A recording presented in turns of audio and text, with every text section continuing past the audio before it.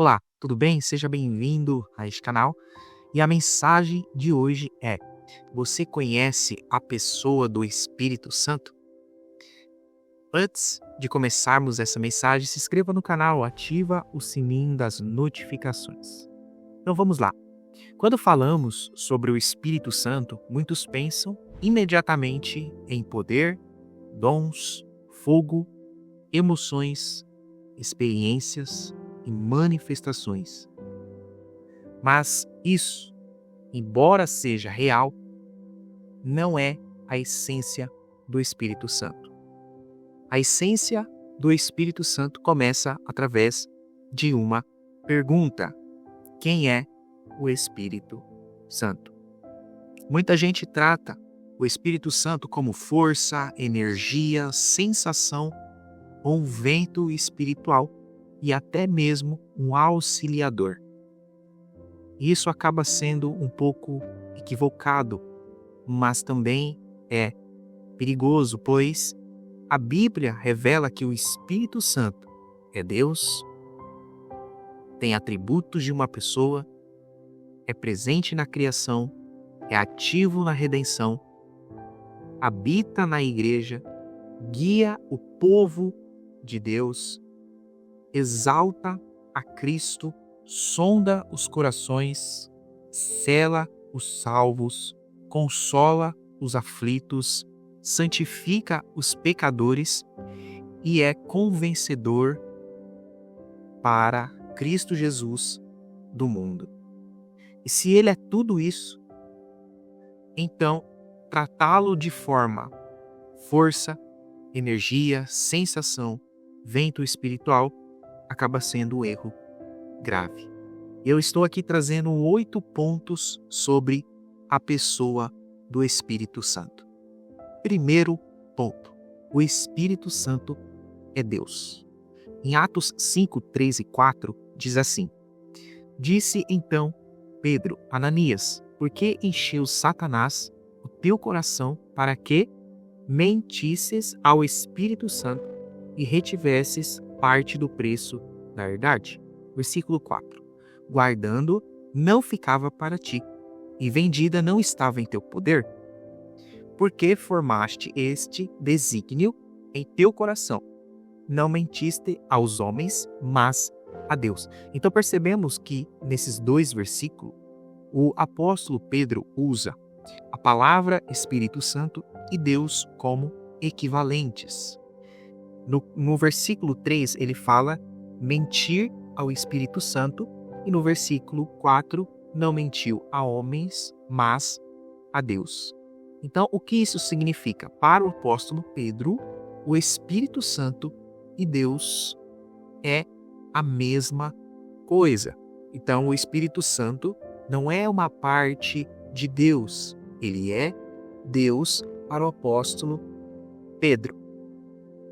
Segundo ponto: o Espírito Santo é uma pessoa, não força e não energia.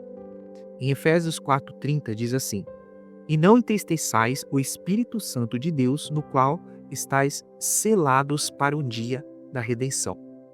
E aqui vai um teste lógico. Você consegue entristecer uma força, uma sensação ou um vento espiritual? Não. Por quê? Porque o Espírito Santo, ele tem atributos de uma pessoa. E um deles aqui é que o Espírito Santo, ele sente, ele se entristece. E agora eu vou falar de 5 atributos do Espírito Santo. Primeiro deles, vontade. Em 1 Coríntios 12:11 diz assim: mas um só é o Espírito, opera todas estas coisas, repartindo particularmente a cada um como quer.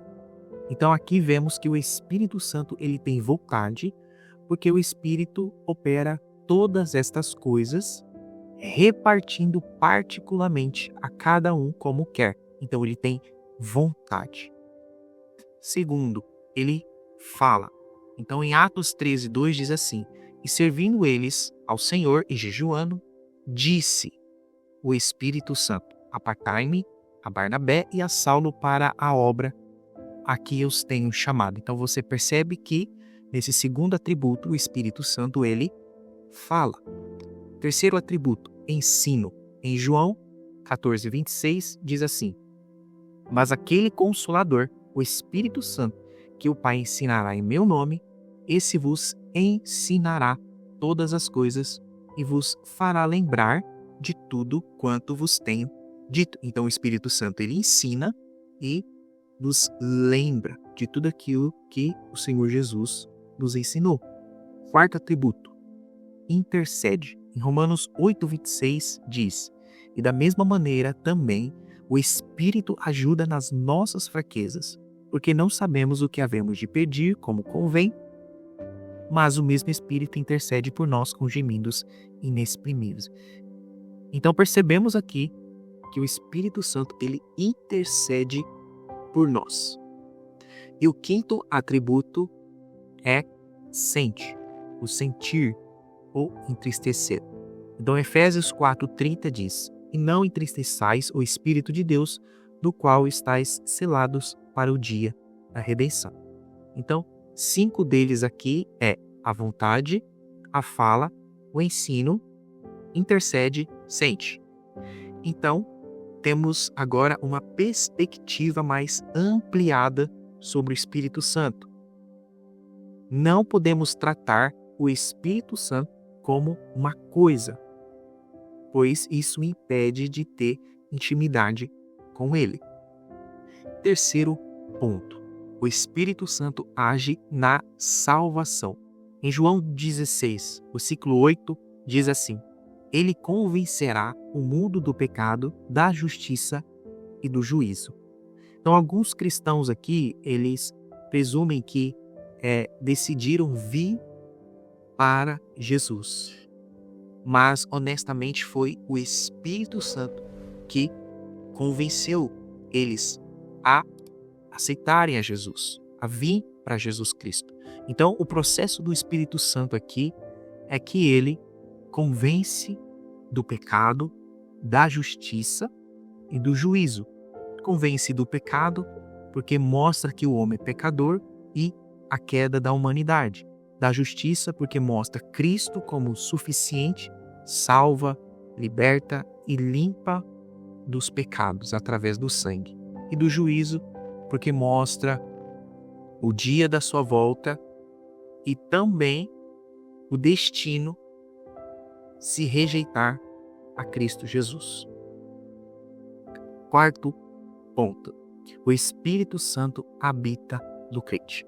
Em 1 Coríntios 6,19 diz assim: ou não sabeis que o vosso corpo é o templo do Espírito Santo, que habita em vós, proveniente de Deus, e que não sois de vós mesmos?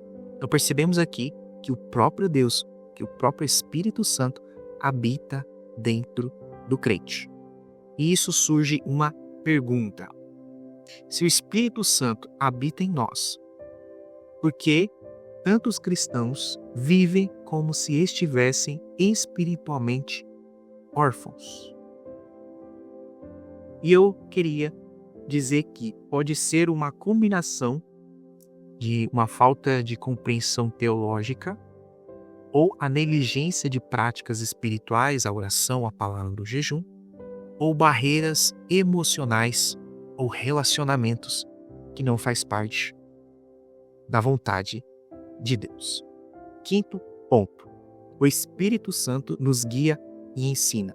Em Romanos 8,14 diz assim: pois todos os que são guiados pelo Espírito de Deus, esses são filhos de Deus. Então, o cristão, ele não é apenas guiado por emoções ou opiniões. Mas em João 16, versículo 13 diz assim: mas quando vier aquele, o Espírito de verdade, ele vos guiará em toda a verdade, porque não falará de si mesmo, mas dirá tudo o que tiver ouvido e vos anunciará o que há de vir. Então a pergunta é: como você afirma ser guiado pelo Espírito se não se expõe à palavra por onde ele fala. Então o Espírito Santo, aqui de acordo com João 16:13, nos diz que o Espírito Santo guiará em toda a verdade. A verdade é a palavra e a verdade é Cristo Jesus. Então, um dos meios, caminhos, eu acredito que é o primeiro, é que o Espírito Santo, ele sempre vai usar a palavra de Deus para guiar os cristãos. Sexto ponto, o Espírito Santo exalta a Cristo e não o homem. Então, em João 16:14 diz: ele me glorificará porque há de receber do que é meu e vou-lo há de anunciar.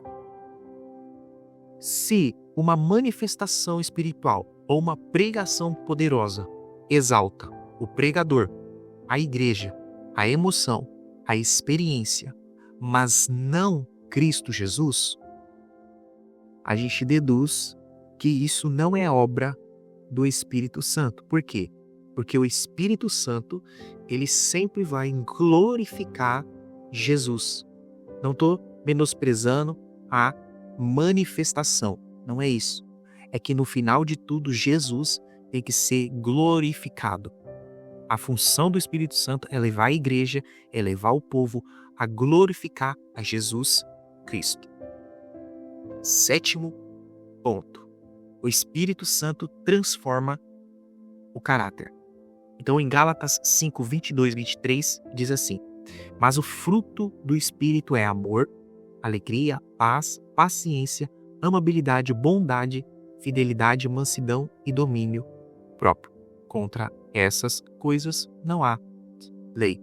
Então, um erro muito comum no meio pentecostal e não pentecostal é priorizar os dons e esquecer o caráter, ou priorizar o caráter e esquecer os dons. Pois dons sem fruto geram espiritualidade superficial, mas também o fruto sem os dons gera uma fé passiva, uma fé acomodada. É que o Espírito Santo ele produz ambos. O Espírito Santo produz tanto os dons quanto o fruto. Oitavo ponto. O Espírito Santo capacita a igreja para a missão. Em Atos 1:8 diz assim: mas recebereis poder do Espírito Santo que há de vir sobre vós, e ser-me-eis testemunhas tanto em Jerusalém, como toda a Judeia, Samaria e até os confins da terra. Então esse texto aqui acaba sendo mal interpretado. Por quê? Porque vemos que o poder do Espírito Santo dá no sentido para a manifestação.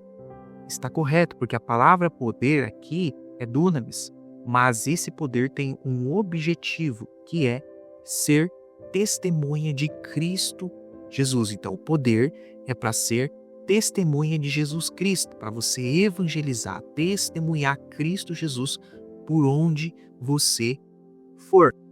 E esse poder não é um poder para autopromoção ou para performance ou status espiritual. O poder é para testemunhar Jesus Cristo. E chegamos aqui à conclusão. A pessoa do Espírito Santo não é opcional na vida cristã. Todo cristão precisa ter o Espírito Santo. Ele é Deus habitando em nós, nos convencendo, nos regenerando, nos guiando, nos santificando, nos fortalecendo e nos moldando à imagem de Cristo. Então, o erro não é a falta de informação, é a falta de reverência ao Espírito Santo. Talvez seja a ignorância de não estudar a pessoa do Espírito Santo. Muitos querem o poder do Espírito, mas não a santidade do Espírito. Querem os dons, mas ignoram a sua pessoa. Querem sentir algo, mas não querem se submeter a ele.